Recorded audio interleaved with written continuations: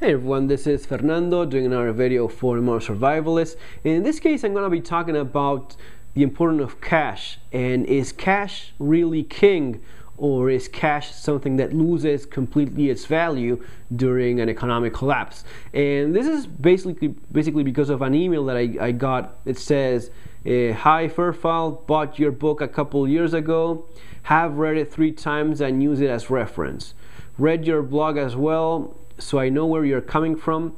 However, I've sent you this question I'm about to ask before and you have never responded, so I'm going to ask again." Sometimes I get a lot of email, and at times when it starts piling up, it's almost impossible to reply to everyone. So guys, try to understand that. I do my best to get back to everyone. Sometimes it's just impossible, so don't take it personally if I don't reply to every single one.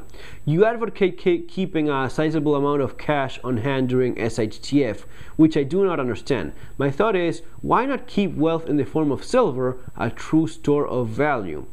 Then when the time is needed, go to a coin dealer and sell some silver coins for whatever amount of cash is needed, or sell the coins on eBay. To me, keeping a large amount of fiat currency that is rapidly depreciating doesn't make sense. You mentioned that cash will be scarce, which I also don't understand. Seems to me people will be trying to unload fiat currency as fast as they get it. You allude to this when you say when people got paid in Argentina, they would immediately go out and buy groceries or whatever because they knew their currency was losing value with minutes that passes. It's not kind of messed up there. Paul from Missouri. Well, Paul from Missouri, I'm pretty sure you haven't read my book. What probably happened is that you read an article, an essay that I wrote several years ago. Actually, I wrote it before writing my book. It was an essay called Thoughts on Urban Survival. It was pretty long, and a lot of people think that's actually my book. It's not. My book, it's something else. It's this one says The Modern Survival Manual, Surviving the Economic Collapse, available in Amazon.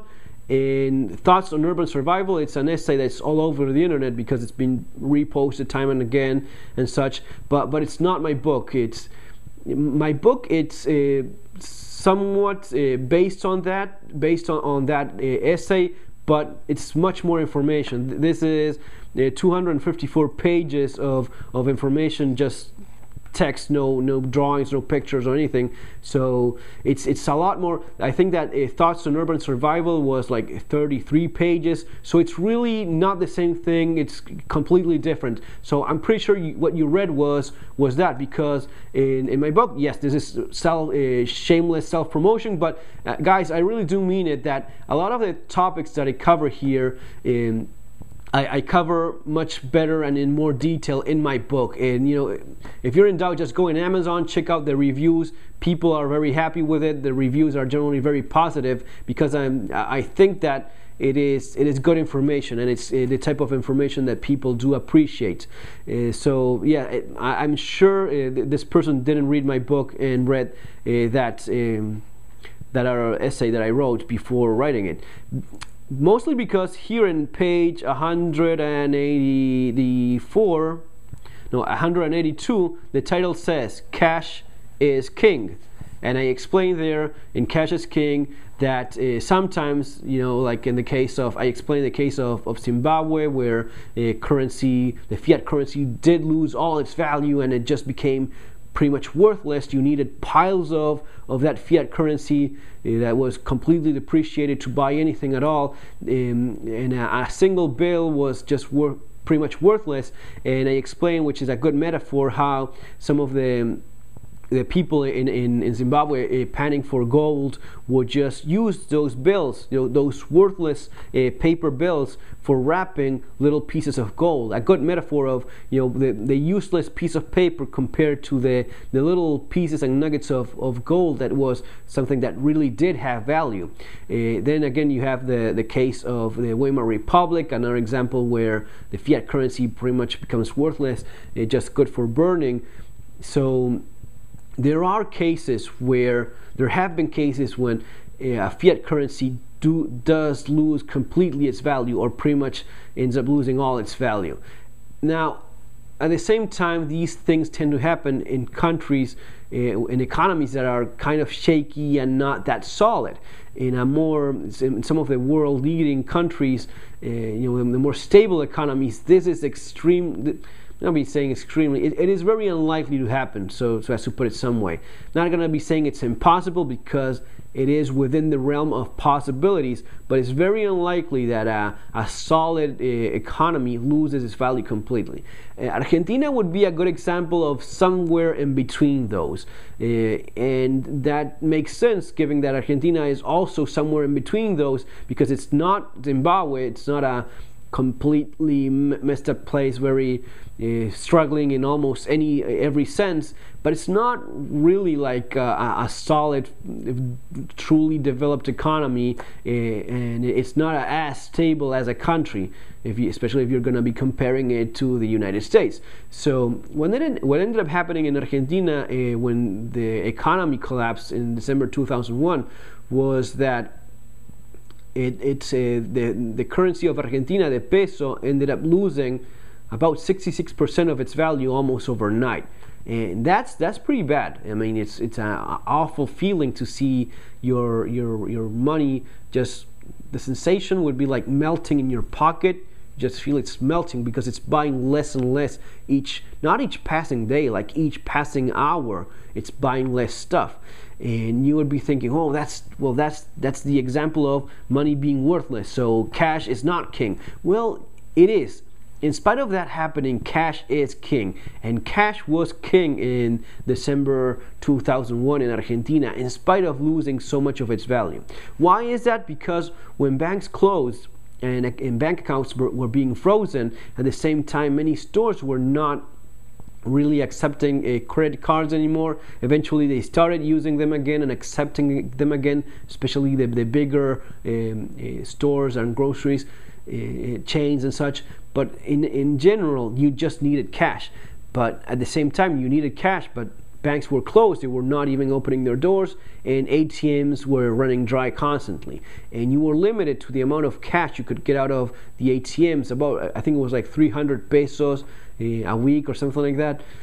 So it was actually the topic of conversation was, I went to the ATM, I didn't find any money. I went to this one and that other one. Sometimes some of the less known ATMs had a little bit more of money. So it was the topic of conversation, and it was the chore to do every day. Find an ATM with some money in it so as to get some of that money out. So if you had money, if you had cash, you had leverage, in spite of having lost so much of its purchasing value. You may be thinking, oh, well, I would want to get rid of that money right away. Well, at least you have something, right? At least you have 33% of the purchasing value remaining. So in many ways, cash was king back in those days, and it was leverage, and you could actually haggle and negotiate a little bit more if you had cash. I've actually experienced that myself. I saw it many times, did that myself. Whenever trying to buy anything, having the cash in hand was a great thing. Especially if you're thinking of an economic collapse. The economy just goes to hell in an economic collapse. No one is buying or selling anything, and everything is just frozen. So someone that shows up in a store, or someone that shows up in a store with cash in hand, willing to do business, willing to buy something, is actually pretty welcomed, and you can ask for a better deal. At the same time, and continuing just right after cash is king, I went on to explain just what this person said in the email about precious metals. In page 185, the title is The Importance of Precious Metals. And I talk about precious metals from 185, 186, 88.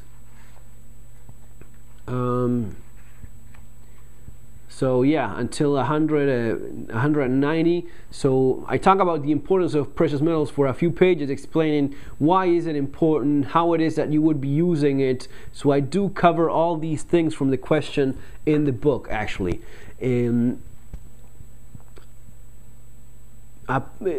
Precious metals would be saving you from all this hell that I'm just talking about here.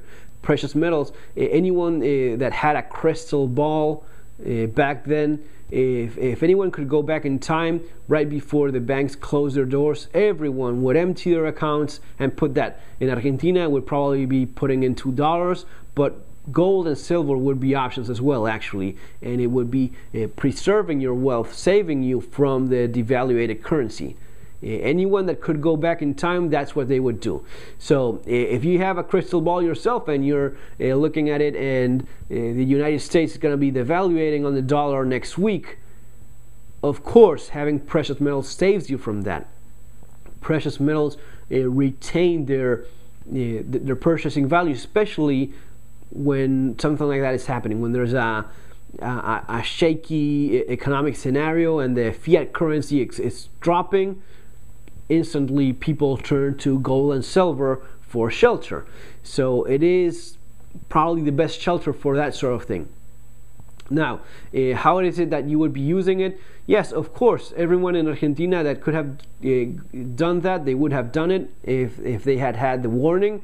But it's not as if you would be going to a supermarket in Argentina like Coto or Disco, which are the big grocery store chains, and buying stuff with gold and silver. That's not actually how you would be doing it. Not that different from those that had dollars in savings, and I do know some people that had savings in precious metals as well. What you would end up doing is going to some of the brokers and dealers in downtown Buenos Aires and selling little by little the amount of gold and silver, or even dollars if that's what you had, so as to protect yourself from the devaluated peso. Sell just a little bit of it so as to not, I mean, you wouldn't be selling all of it, just selling it little by little as needed, and with that cash, those pesos that you had, you would just go right away and buy whatever it is that you needed, or pay whatever it is that needed being paid. But doing it just selling only the amount that you're going to be using right away, because as we were saying, the fiat currency, the devaluated fiat currency, is dropping like a rock, losing value all the time. So what is it? Is cash king, or is fiat currency useless and becomes just pieces of paper for wrapping nuggets of gold or burning? It's a little bit of both, and it's that balance that I always advocate. It's the moderate common sense that I always talk about in all aspects of preparedness, and this is again an aspect of that. Cash is, even during an economic collapse, cash will be king, at least for some period of time, especially during these few days, the first few days. Even if it's going to be losing more and more value, even if it's going to be becoming worthless a few weeks later or a few months later, during those days when all this is going down, when people are rushing to the banks trying to get their money out, when they're going to the ATMs and there's no cash available, that's when cash is king. And maybe if the crisis only gets to that point, and after some time it starts getting better and you don't see a full-blown economic collapse. If it does end up becoming a full-blown economic collapse where the fiat currency loses all its value, then of course you are much better off having some precious metals, gold and silver. That's what's going to be saving you completely from this. But my point here is that you have to balance all this. You need to have some cash for these first few days at the very least. Even if things are going to be getting much worse, at least during the first period, cash is going to be king. It's going to be very useful. You're going to be using it because you still have to pay for stuff. You still have to buy stuff as well.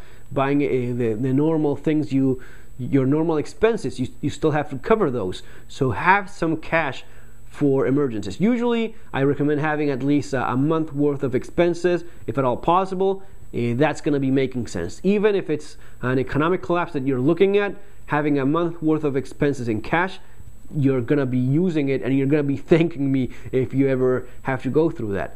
If you have more money, if you have the possibility of saving in precious metals, then of course it does make sense. How much of it? It really depends on where you live, how the how things are over there, how likely it is for you to see something like this, how are your finances being planned, or are you going to be buying something, are you going to be buying property and you need that money for something else. In general, the number that people talk about, and I think it's reasonable, having like 20% of your savings in precious metal, I think it's a conservative way of being somewhat protected from a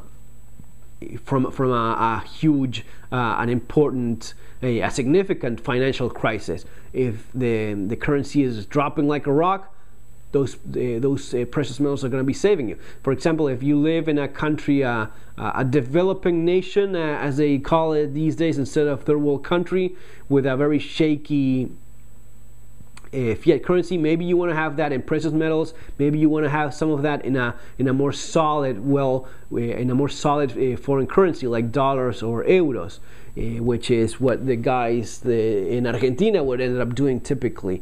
In Argentina, you try to save in dollars, which is readily acceptable, accepted on the street market if you have to sell it. So that's pretty much it, guys. A balance, common sense balance. Having some cash. Cash is king, and having precious metals in case everything goes to hell, the fiat currency loses all its value, and you end up needing those precious metals for saving at least some of your savings and some of the purchasing power you once had. Guys, that's all for now. Remember to subscribe. The book, I do think it's very valuable and useful for you guys that follow my channel and would like to have more information. Have a great day, guys. Take care. See you in our next video.